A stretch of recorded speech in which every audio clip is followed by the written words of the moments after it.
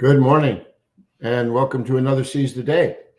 Trust you guys are waking up feeling refreshed and ready to begin and embrace this new day. Um, Today is Friday, December the 9th. Looking forward to later on today, we get an opportunity to host many from our surrounding region here in New Hampshire and on the seacoast in Greenland.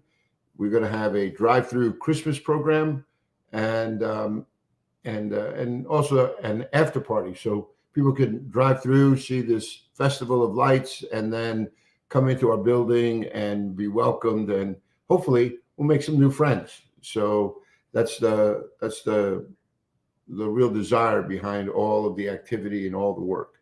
And trust me, it's been a ton of work. All of the volunteers, seriously, like hundreds of them, have been busy. Just, I think they would rival Santa's workshop. Let me just put it that way.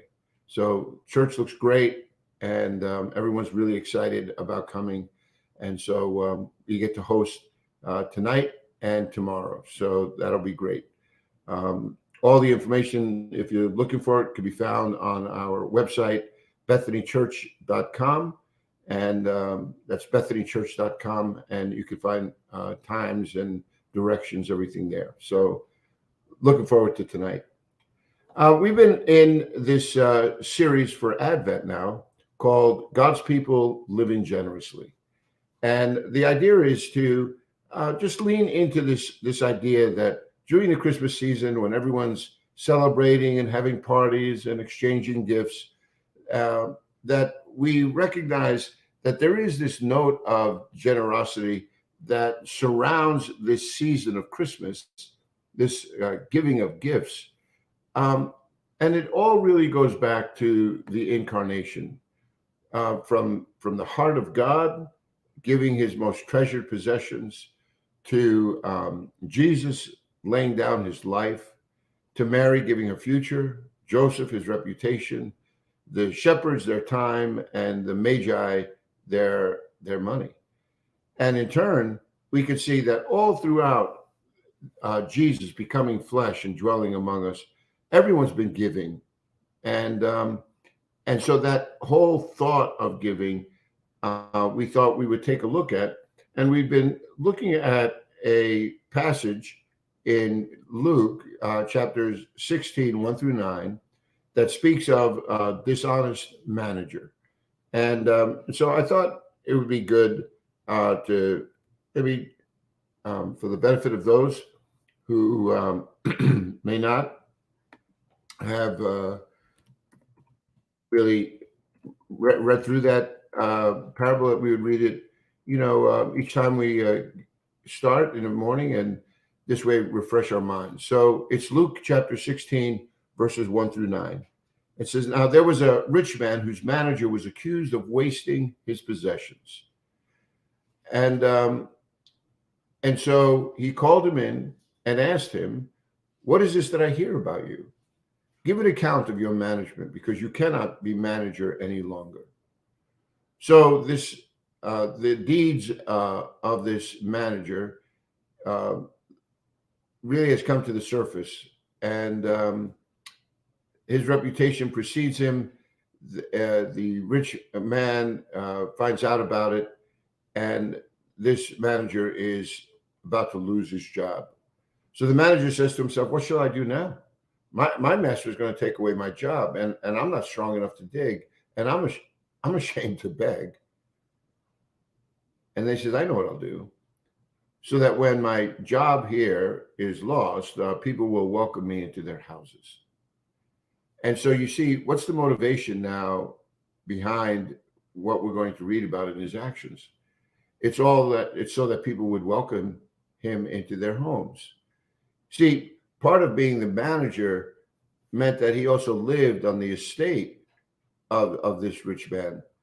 He was taking care of all of the resources of this manager, and so consequently, when he lost his job, he also lost his place to stay. And I had a friend of mine that was once the resident manager for a hotel in Midtown Manhattan. And when I was younger and working, I would stay there quite often.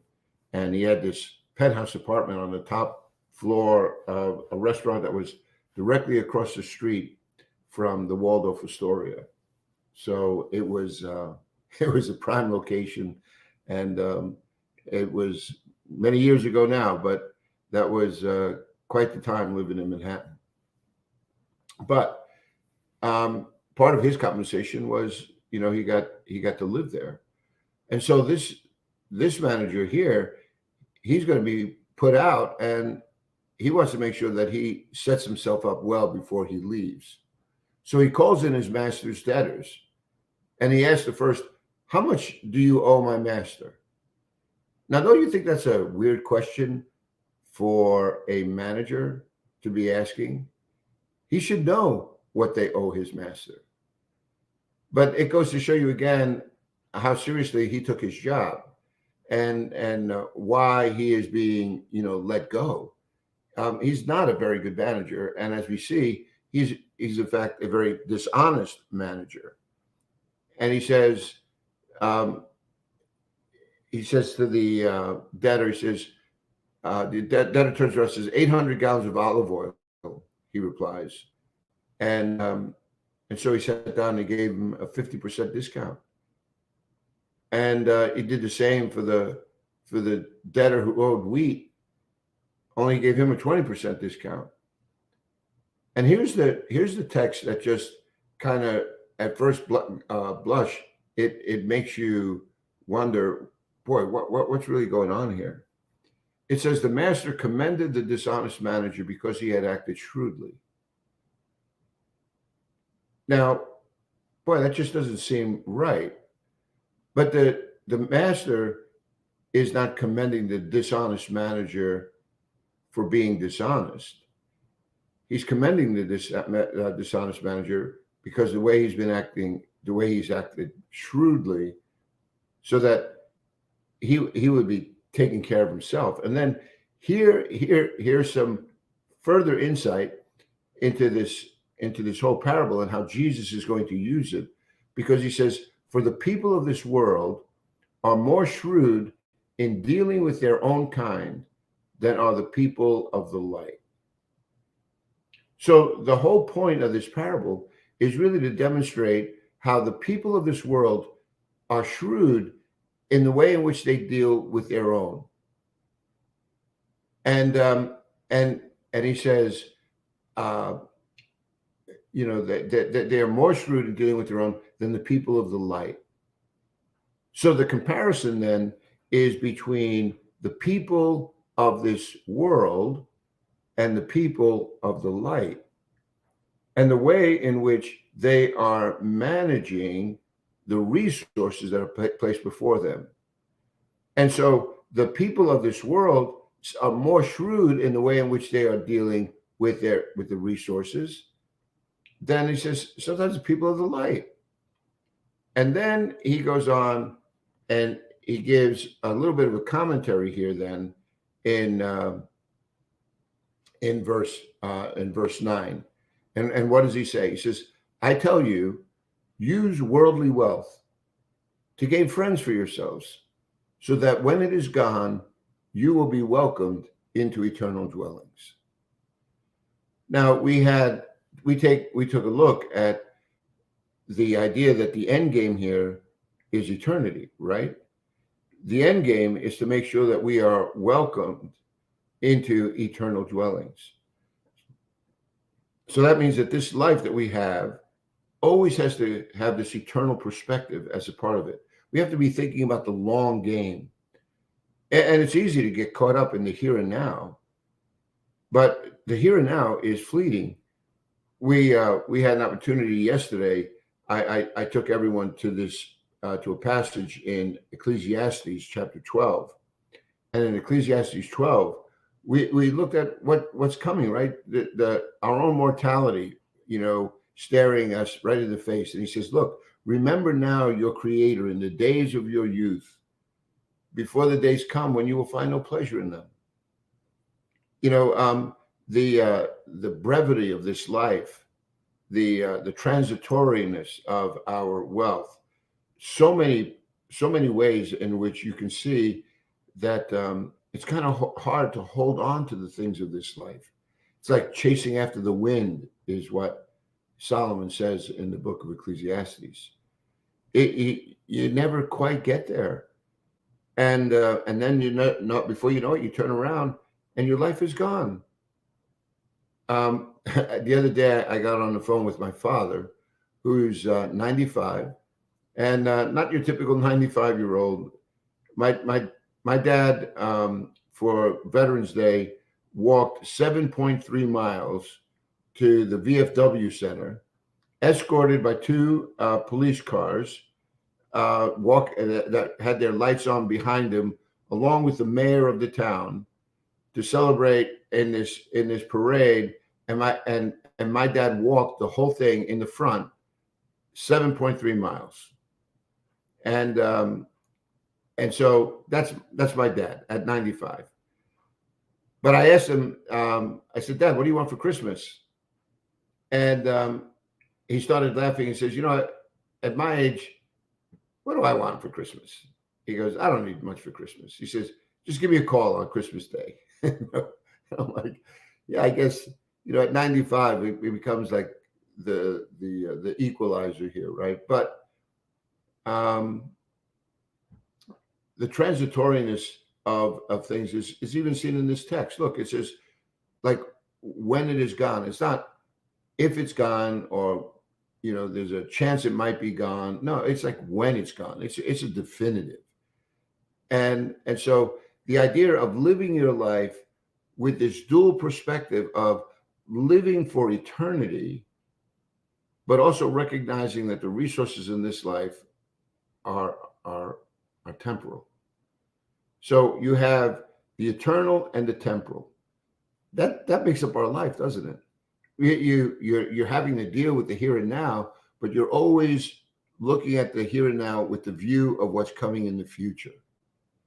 And so it says that we ought to use then this worldly wealth, like the resources of this world, in a way to do what? To gain friends. Now, today I'd like to delve into that a little bit more, and I'd like to just begin with a reminder that this passage in Luke 16 follows Luke 15, where we have Jesus giving us those those three parables, that are really well known. Like, for instance, the parable of the prodigal son is right in chapter 15, along with the parable of the lost coin and the parable of the lost sheep, right?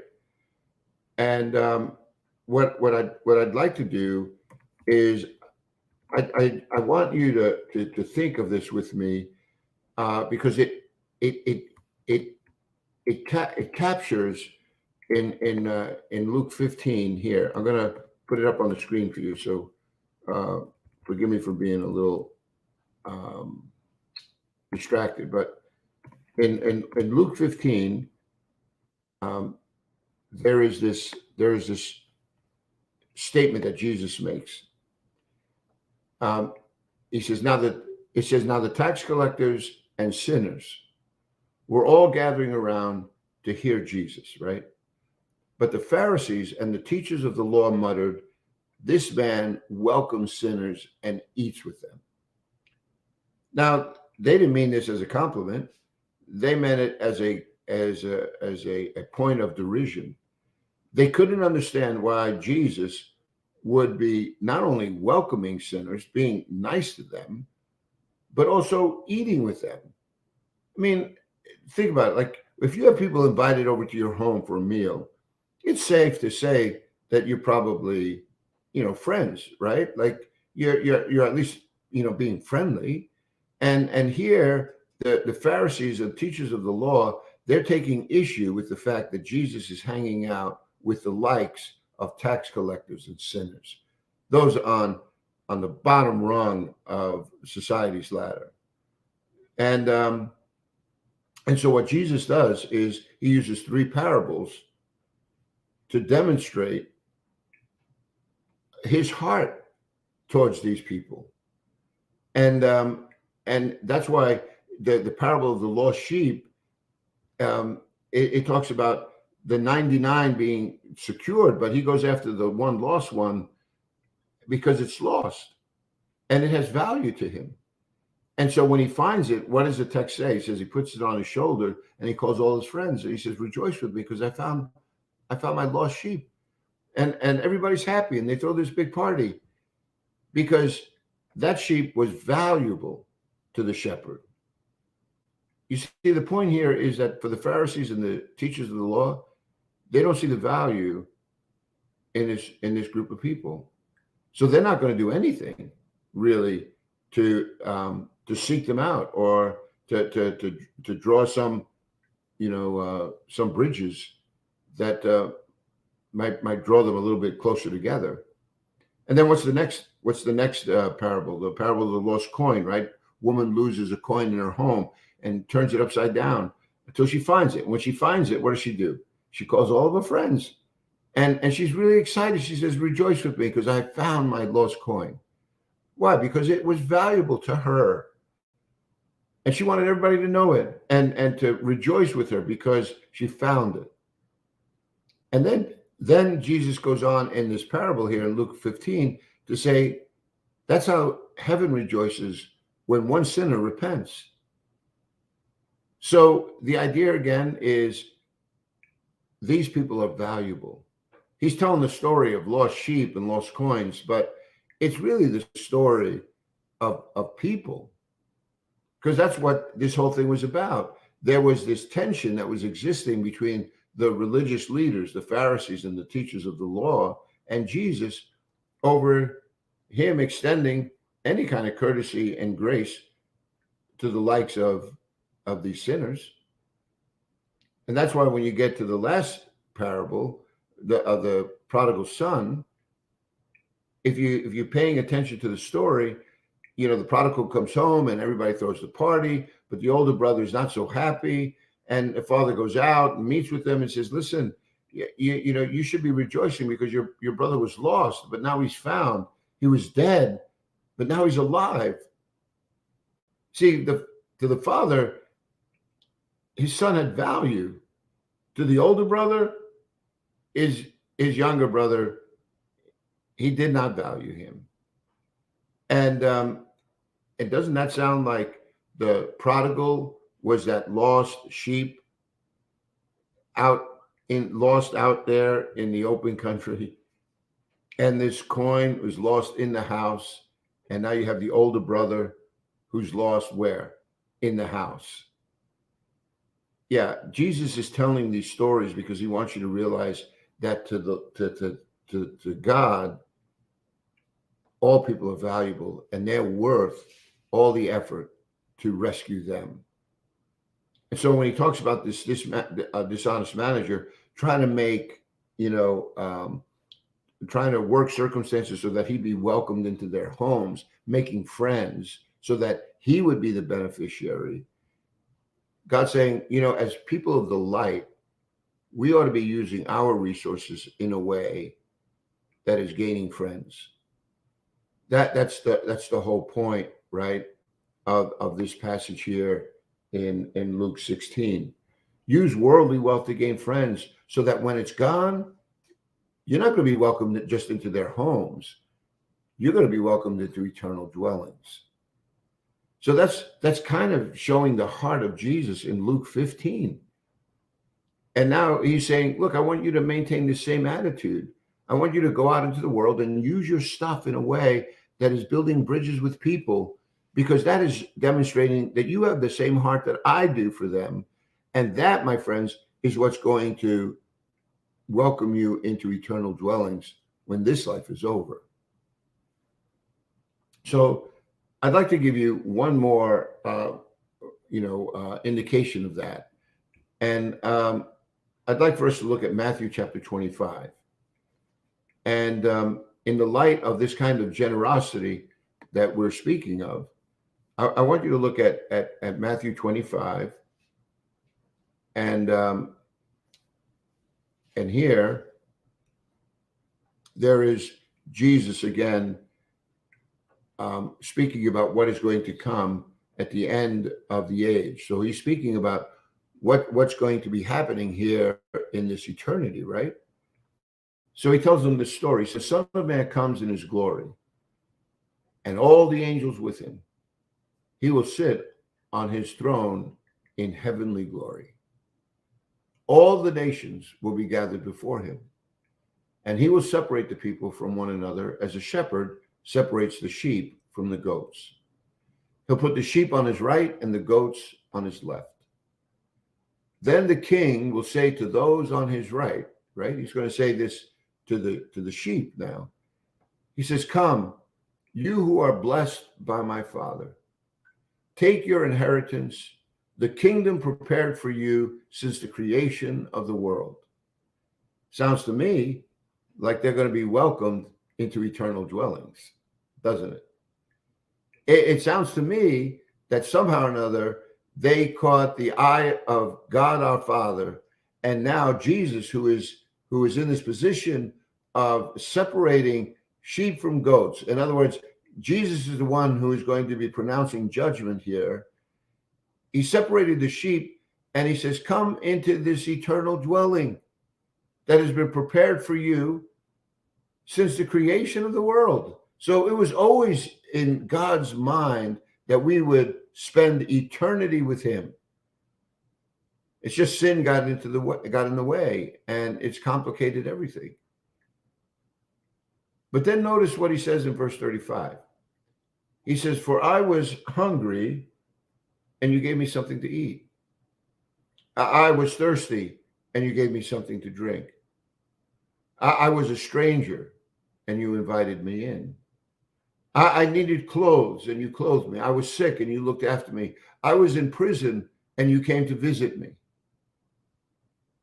And then the righteous will answer him. The righteous now are the sheep, right? And he says, "Lord, when did we see you hungry and feed you, or thirsty and give you something to drink? When did we see you a stranger and invite you in, or needing clothes and clothe you? When did we see you sick or in prison and go to visit you?" And it says the king will reply. Jesus replies, "I tell you the truth, whatever you did for one of the least of these brothers of mine, you did for me." Do you notice they were engaged in all this activity, and the motivation obviously was for that other person, and so they acted, and God took notice, and that is what was opening up this eternal dwelling for them. Now, if you're giving people something to eat, don't you have to use your resources for that? Or how about giving them something to drink? About inviting them in, getting them clothes? Like, all of this is a way in which we are exercising the use of our resources.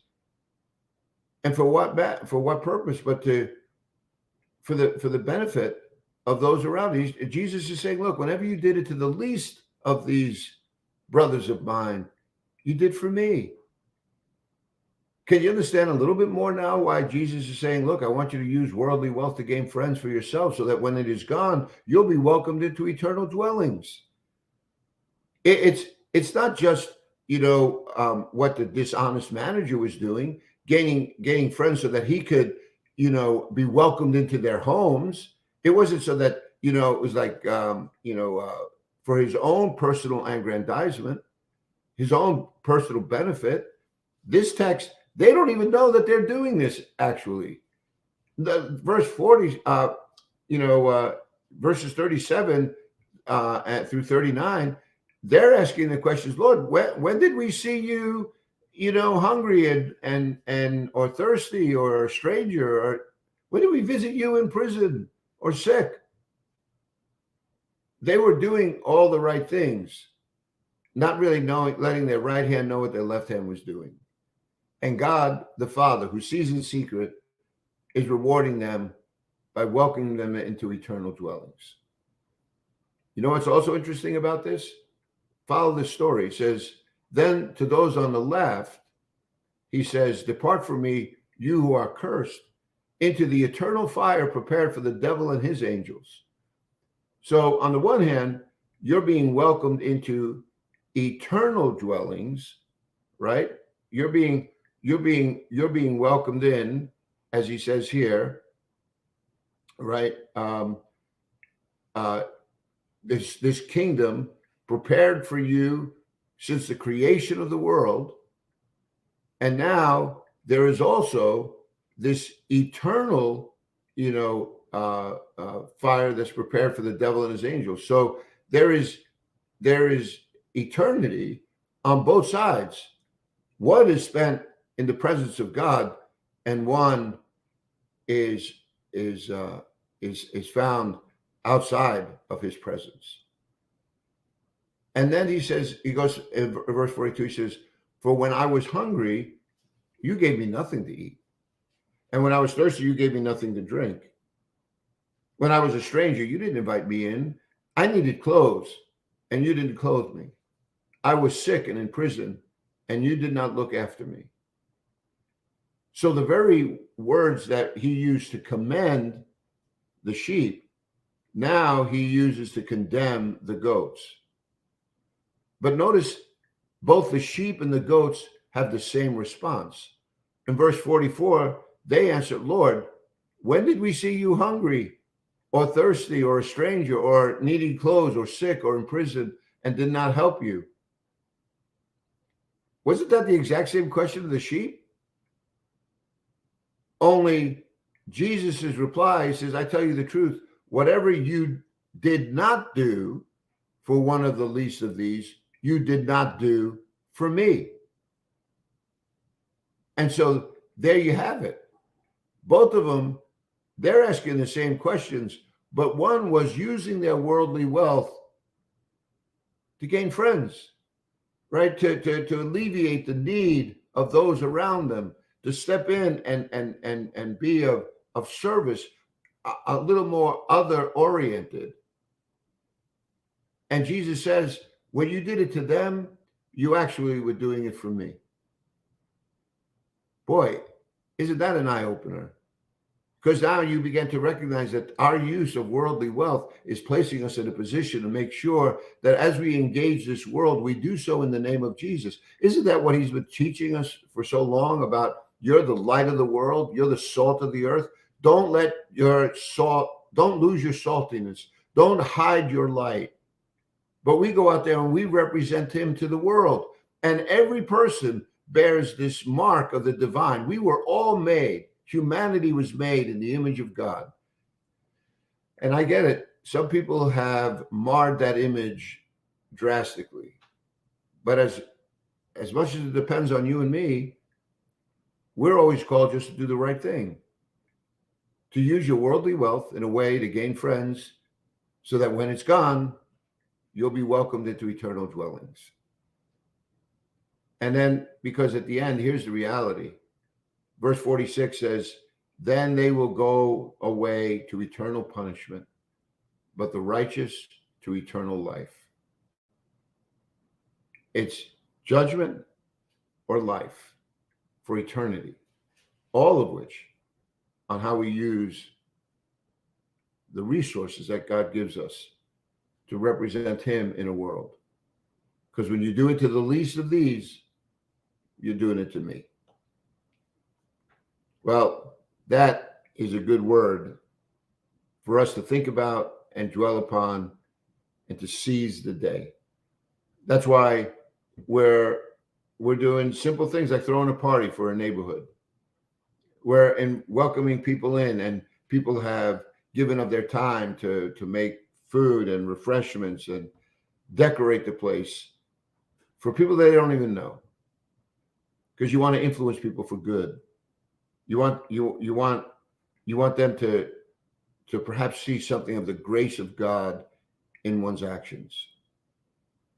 And unlike the dishonest manager, his shrewdness was only for himself.